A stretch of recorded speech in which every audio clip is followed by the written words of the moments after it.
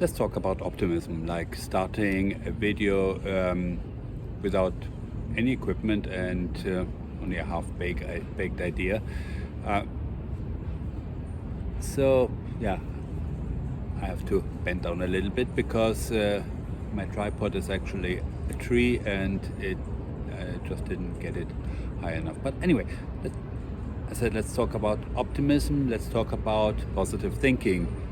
There is this myth of Murphy's Law, or whatever you want to call it. I think in different cultures and different languages it has different names. It's just the idea that whatever can go wrong will go wrong. And if you don't encounter any problems, it just means you haven't encountered them yet, or you must have just overlooked a detail. And for that reason, because that idea might just drive you totally crazy, it is then deducted that you have to think positively. And yeah, is optimism a good thing or not? The pessimist, who will never say that he's a pessimist, will tell you, I'm a realist. So I just assume things go wrong because in reality they might go wrong. And at least if it doesn't, I get a positive surprise.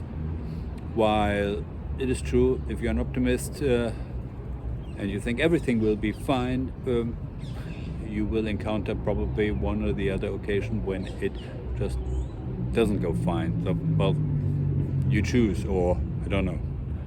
It's a character trait that you either are or are not, and as such you might not be able to choose which side you're on. The typical glass half full, half empty.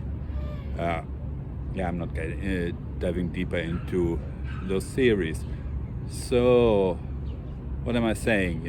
I'm an optimist. I just think if people like my designs, hell yeah, somebody might actually like my design and have the money to build it, to realize it. And as such, I keep on going on and I keep promoting my designs because it's just a matter of time and some matchmaking efforts for the design and the right client just meet, and yep, we're ready to go. And to improve my odds, I do promote my designs whenever there's a possibility, and I do new designs and I show them on LinkedIn, on Instagram, and a little bit on YouTube as well, so that the chances that the right person sees it will increase. Also, I like to network and talk with people that can help me, like brokers, fellow designers. I do the collaborations, and every collaboration means that concept has at least twice as much ways of being shown to the world. So that's what I'm doing, and things are actually not looking too badly. I do get a lot of positive feedback from people when I post designs. People do resonate to that, and you see, there are boats where actually I have brokers involved, and I have designs where I have yards involved that are saying, this is really cool and we would love to build it. So let's just come together and search together for that client, and things are not looking too bad. Having said that, I think the worst time that you can possibly have is when everything goes well and you're just not there yet.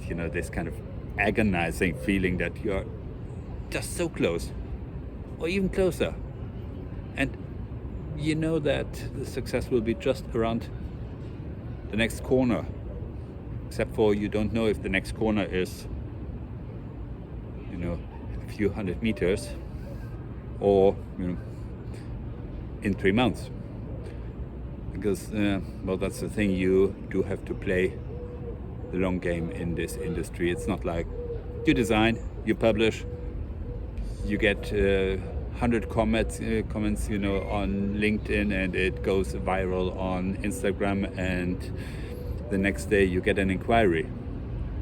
Inquiries do happen on Instagram, so another reason why I think I should be optimistic.